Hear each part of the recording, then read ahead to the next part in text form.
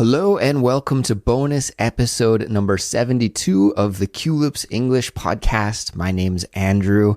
I will be your host and your English study buddy for today. How is it going with you? I hope you're doing well. And if you were to ask me how I'm doing right now, in response, I would say I'm doing pretty well, but not perfect. In last week's bonus episode, I told you that my throat was a little tender and a little bit sore, and that I didn't want to keep the episode going for too long last week because I was worried about my sore throat turning into a full-blown cold. And well, can you guess what happened? Yes, it did indeed turn into a full-blown cold. So the time in between now and since I last talked to you has been filled with a lot of coughing and sniffling and blowing my nose and all of those disgusting and nasty things that come along with a cold. But I feel like I'm almost back to my old self, and of course I'm happy to be here to spend some time studying English with you today. And what we do here in the bonus episode series is I just tell you some stories from my everyday life as a Canadian living abroad in South Korea.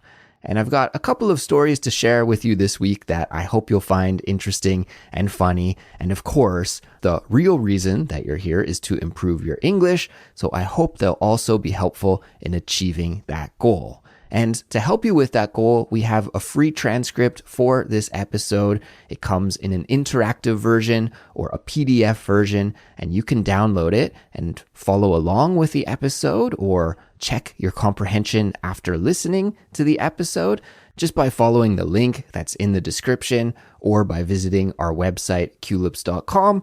Now, we also make some amazing, helpful learning resources for all of you out there who are thinking about becoming more serious about your English studies. If you're ready to take a big step forward and hit the next level in your English fluency, then I recommend becoming a Culips member. Because when you're a Culips member, you'll get access to all of the great resources that we make to accompany all of our episodes. Things like study guides with full transcripts and detailed explanations of the key vocabulary and expressions that you need to know to make your English sound natural, plus so much more. We have our Fluency Files series that is exclusive to Culips members. We have a special area on our Discord community that is exclusive to Culips members. We have classes and live streams that members can join as well. So there are so many tools that you get access to. It's a fun way to improve your English with us. And at the same time, you help support the work that we do here at Culips, making English lessons for learners all over the world each and every week. So if you're interested in that, then just visit our website, culips.com. You can find out all of the details. You can sign up and become a member. And now let's get started with this episode in earnest. And I want to kick things off by talking about my moment of truth. Do you know this expression, a moment of truth? A moment of truth is when you can see for yourself if your training or your practice or your preparation was useful and helpful or not. So let me give you an example. Let's say you're unemployed and you're looking for a job.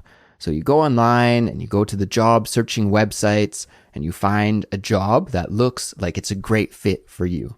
So you apply for the job, and a little while later, you get a call saying that you've been selected for a job interview.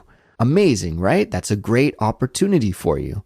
So you want to do your best. You want to really make sure that you really nail the interview so that you can land that job. And to land a job means to get the job. So in order to land that job, then you need to practice and prepare for the interview so you can impress and wow the people who are interviewing you. So you get to work. You do your research, you do your practice, maybe you even do a mock interview with a friend, something like that. And then finally, it's time for the interview. Well, we would call that interview the moment of truth. Why? Because we'll be able to see if all of the background research that you did, the mock interview practice that you did, if that is helpful in actually landing you the job. If it is helpful, well, then it was time well spent, right? It's a really good thing that you did all of that prep. So that's what we call a moment of truth, right? And you can apply this to so many situations. A job interview is a great example. A test or an exam could be a great example. Before you take an exam, of course, you have to study. And then when you're actually in the exam room, ready to begin, that's the moment of truth. Did all of your studying help you? Did it prepare you well enough to do well on the exam? Or did you maybe study the wrong things, or not put enough time into studying, or not learn the material correctly, right? You'll only find out when you do the exam. So those are two examples, but I have a third example, and it relates to the story that I'm going to tell you now, because I have a moment of truth coming up here in my own life on the weekend, on Saturday. Saturday morning will be my moment of truth because I'll be running in the marathon that I've been training for the last probably around 3 months, maybe 10 to 12 weeks, somewhere in there. I don't have a great memory for dates, but I believe I signed up for the marathon in late June, and now I'll be running it here in late October. And if you're a regular Culips listener, I've talked about the marathon a little bit over that training period. And actually, it's something I'm quite passionate about. I love talking about running, but I really try to shut up and not talk about it too much on Culips because I think it's one of those niche topics that probably runners like talking about, but other people don't enjoy so much. So I've tried not to talk about it too much, but I've been doing a lot of running regularly over this training period of 10 to 12 weeks. And now finally, it's my moment of truth. And I have to test and see if all of the training and preparation will help me to reach my goal and to finish the marathon in under 3 hours and 30 minutes. So if you recall from when I talked about the marathon and my goal for the marathon in that earlier episode, well, that is the goal that I'm trying to do, 3 hours and 30 minutes. And I'll be running the marathon alongside my buddy, Jimmy. But as you can maybe hear in my voice right now, and as I told you earlier, I'm not 100% right now. Although I am feeling a little bit better, I've been sick. So there's a kind of funny story that I wanted to tell you about visiting the hospital here in Korea, or perhaps technically I should say clinic. In the Korean language, they use the word hospital to talk about really big hospitals and also kind of smaller clinics. Whereas in English, we use the word hospital just for the very big hospitals, you know, where maybe you would go if you were in an emergency and had to take an ambulance, or if you were to deliver a baby, or if you were to have major surgery or some treatment for a big, serious disease, that would be a hospital. But if you're just like me and you have a cold and you're coughing and wheezing, that kind of thing, then you would go to a clinic. So I should be careful with my language. I didn't go to a hospital, I went to a clinic. And so let me tell you the story about that because at least I found it quite amusing. And I should preface this story by saying that naturally my personality is a little bit stubborn or maybe resistant to going to a clinic or going to see a doctor when I feel sick. Although my wife, on the other hand, is always telling me, go see the doctor if I feel a little sick. Usually I'm like, yeah, no, I'm okay. Like, I'm not going to die. I'll be fine. And I always put it off for as long as possible. And usually most of the time I am fine and I don't need to see a doctor or anything like that. So it's okay. So that's my natural personality. And this time when I got sick, it was the same way. Okay, I think I know exactly where and how I got sick because, as you guys know, I work at a university and I teach some classes there.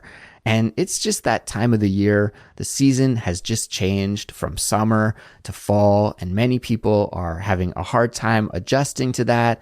And there's like a cold bug going around. And I was working with a group of students a little while ago, and half of them were coughing their heads off throughout the class. I could just imagine the germs flying through the classroom, and I knew that I was going to get sick. And hey, that's what ended up happening. I did get sick. And like I said, usually in this kind of situation, I wouldn't go to the doctor because it's just a minor cold. But this cold was a little bit different because when I would lie down and go to sleep, then once I fell asleep, I would cough a lot. And that would wake me up, but it also woke my wife up as well. And so my wife was really the one that was like, Andrew, you got to go see a doctor. This coughing is driving me crazy. And also because I was coughing at night, that means that I wasn't sleeping well at night. And if you don't sleep well, then it's hard to recover when you're sick, right? Sleep plays such an important role in helping us feel better. So there was that. And then the cherry on top was when I looked at my calendar and I realized that this marathon is coming up really, really soon. The last thing that I want to do is to run a marathon with this cold. And in fact, it's been a little bit difficult training over the last week and a half or so because I've been sick. I've still been going outside and running, which is probably not a good thing to do if you're in this situation. You should probably just rest and relax until you feel better.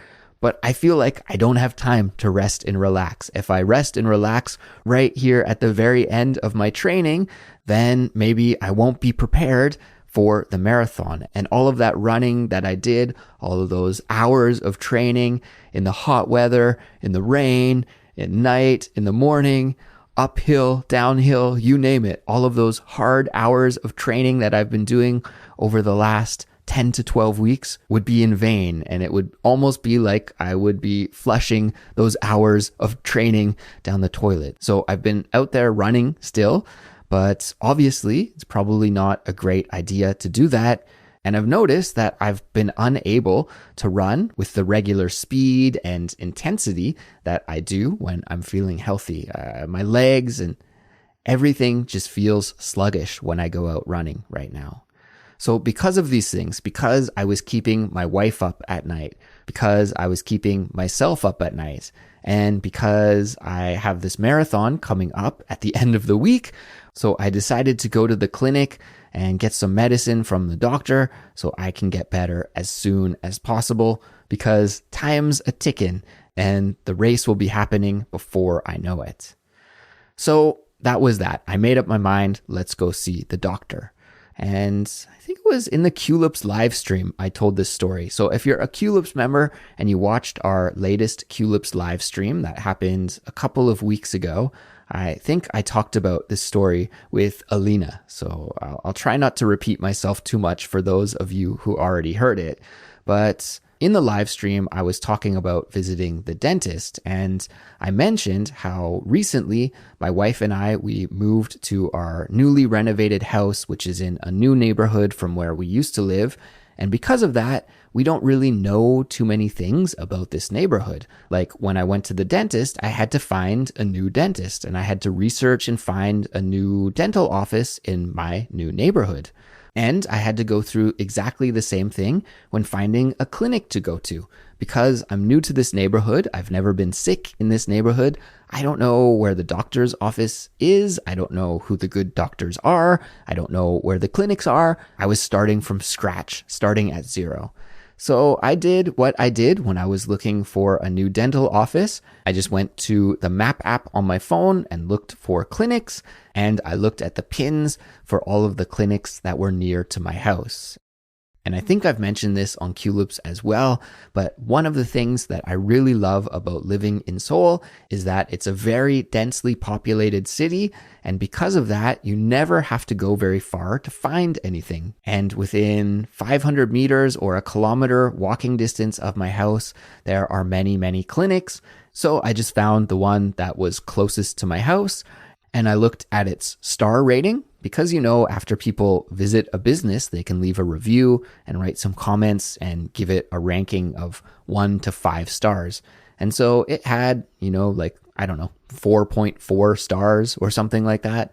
I can't remember exactly, but it was high enough that I felt, hey, this clinic's probably totally fine. Like, as long as it's not 2 stars or something, then it's probably okay.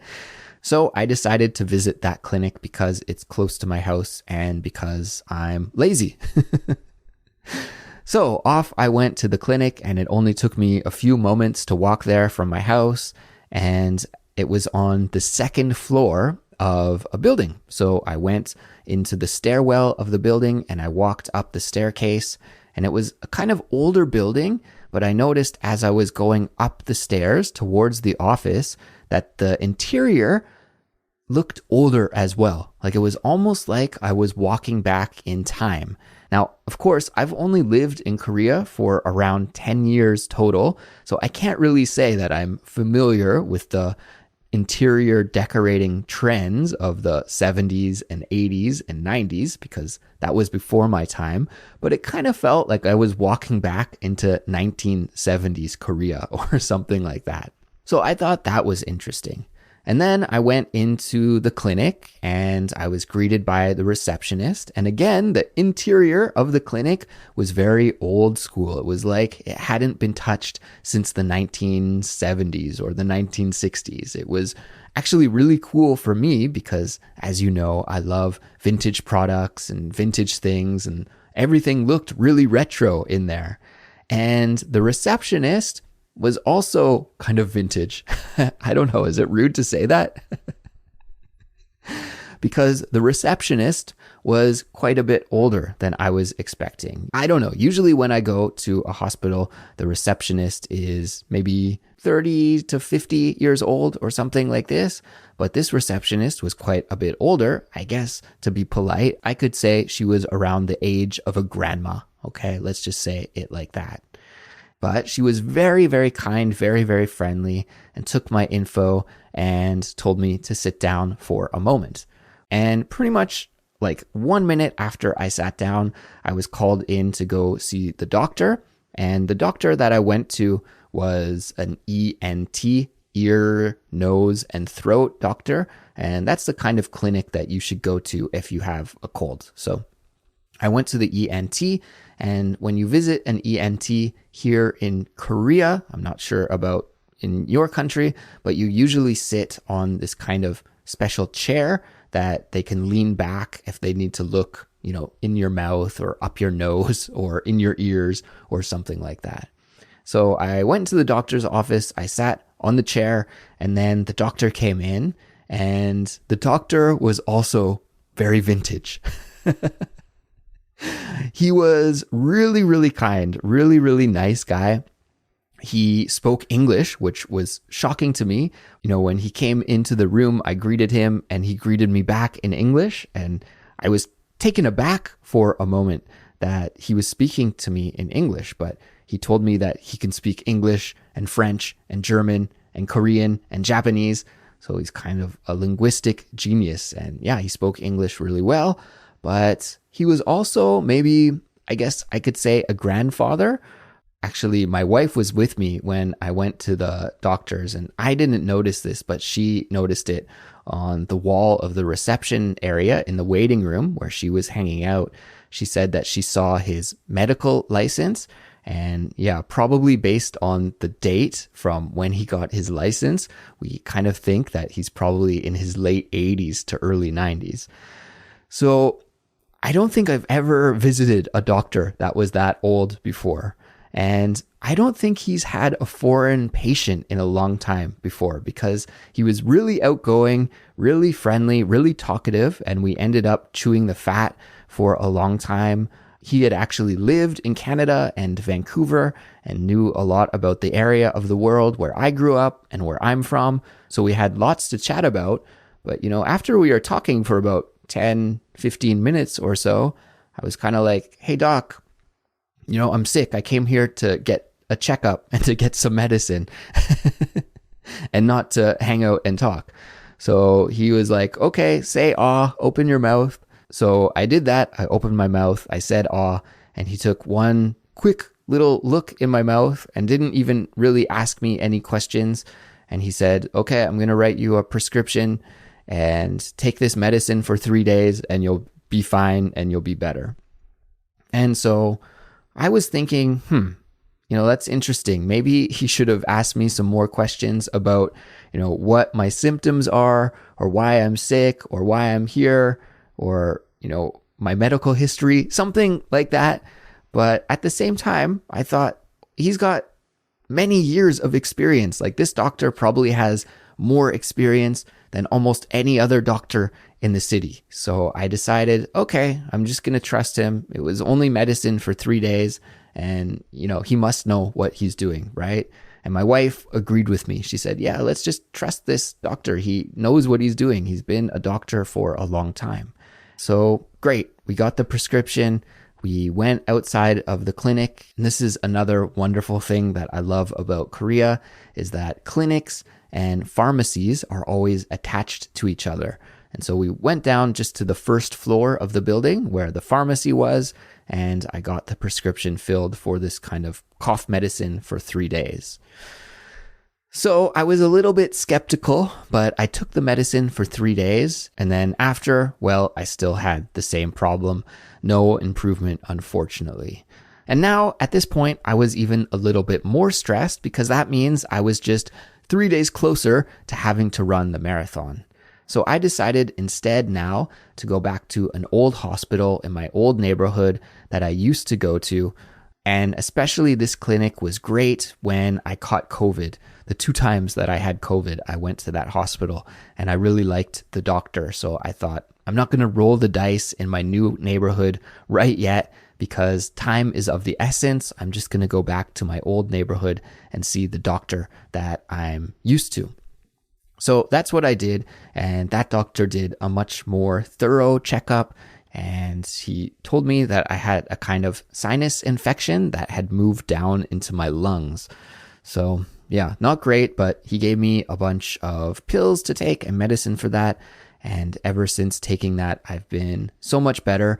Pretty much immediately, the coughing at night went away. And that was a huge thing for my wife, of course, because now she can sleep peacefully at night.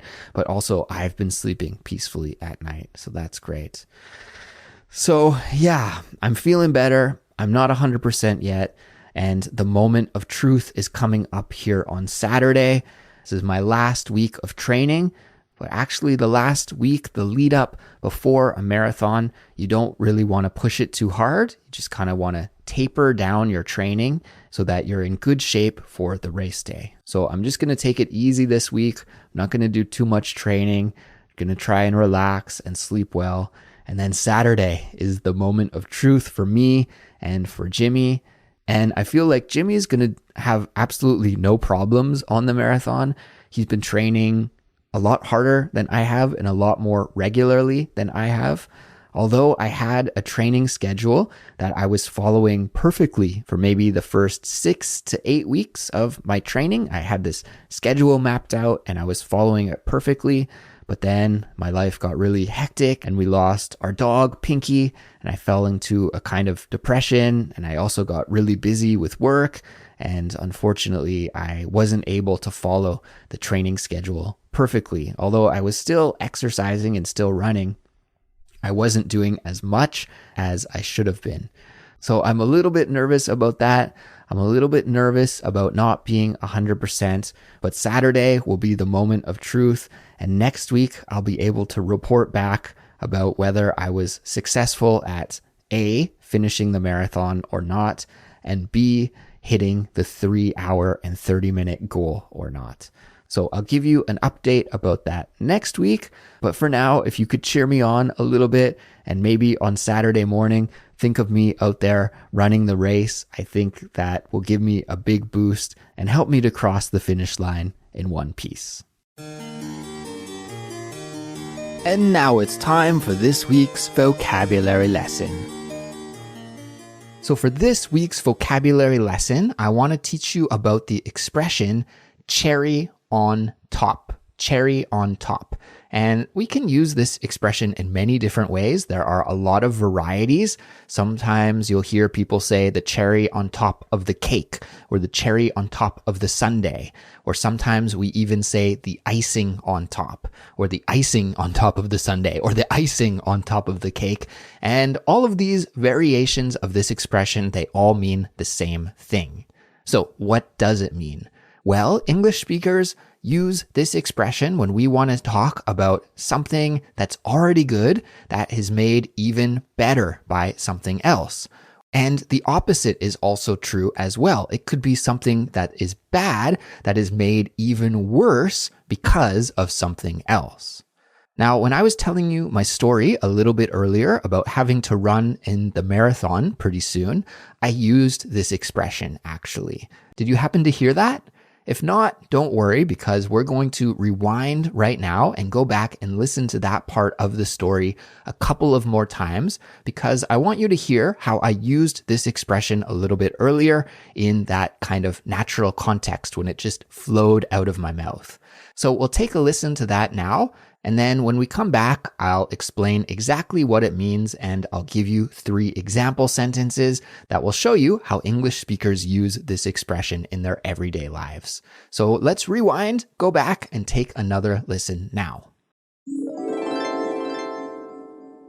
And then the cherry on top was when I looked at my calendar and I realized that this marathon is coming up really, really soon.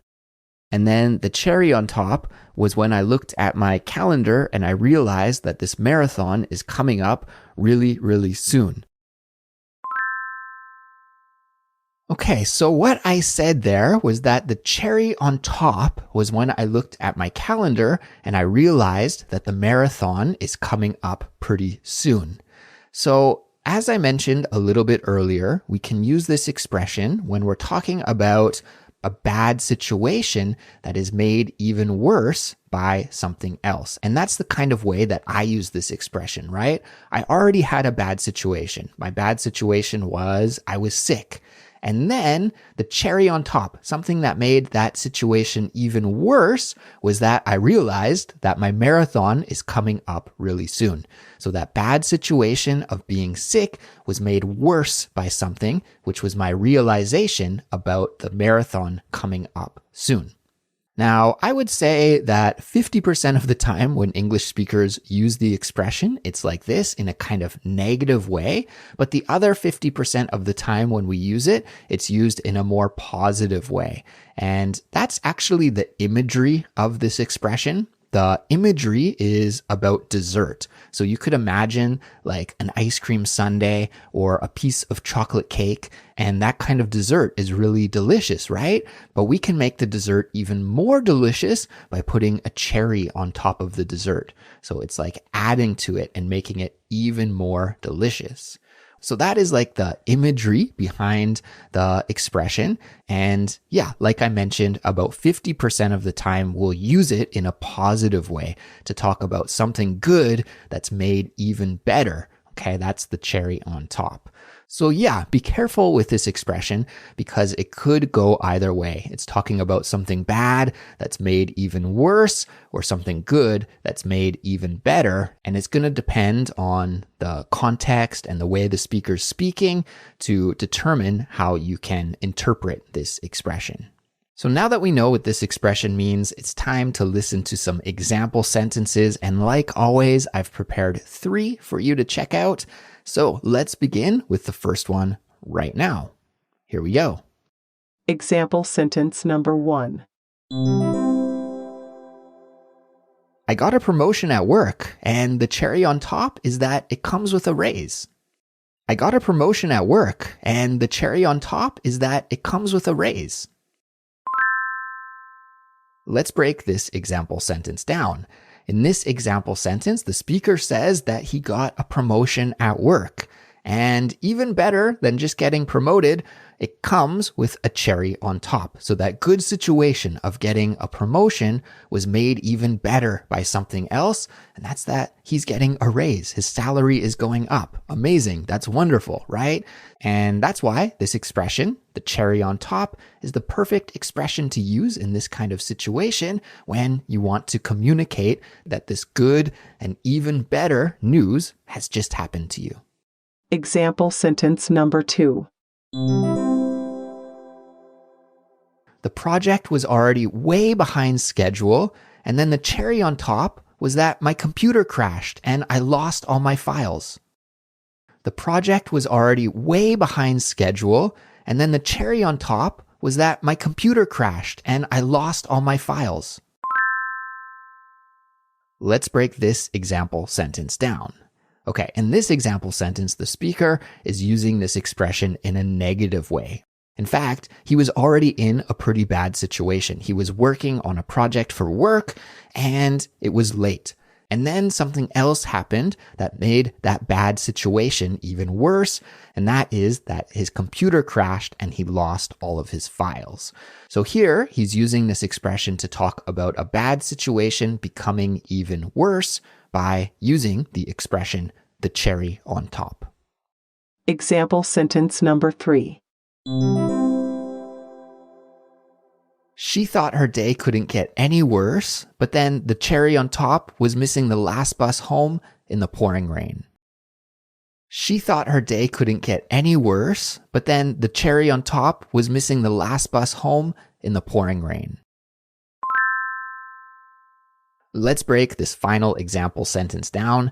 Here we go. We heard another usage of this expression in a negative way, because in this expression, the woman who is the subject of the example sentence, she thought her day couldn't get any worse. She was having a rough day, a bad day, and then finally at the end of the day, she was trying to get home, but then her bad day was made even worse. Why? Because she missed the final bus home in the pouring rain. Just even thinking about this situation makes me feel sad. It's like a really depressing kind of image that comes into your mind, isn't it? But it really clearly illustrates how we can use this expression to talk about something bad becoming even worse. All right, everybody, that brings us to the end. Thank you for studying alongside here with me today, and congratulations on completing an English study session with me. Great job. And now I want to turn things over to you. You've heard what I've had to say here for the last 30 minutes or so, but I want to know about what's going on in your life. I want to know what's new with you. I want to know if you've ever been in a moment of truth.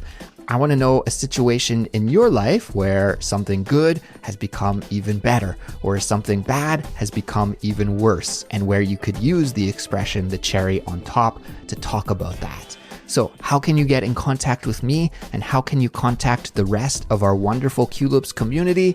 Well, you need to join our Discord. We have an amazing community and wonderful discussions happening every day on our Discord server. And if you haven't joined us there yet, then come on, what are you waiting for? We'll be happy to welcome you there. You can join our Discord server for free just by following the link that's in the description for this episode. So guys, that's it for me for now, but I'll be back next week with another bonus episode sometime after I finish the marathon, and I'll talk to you then. Bye.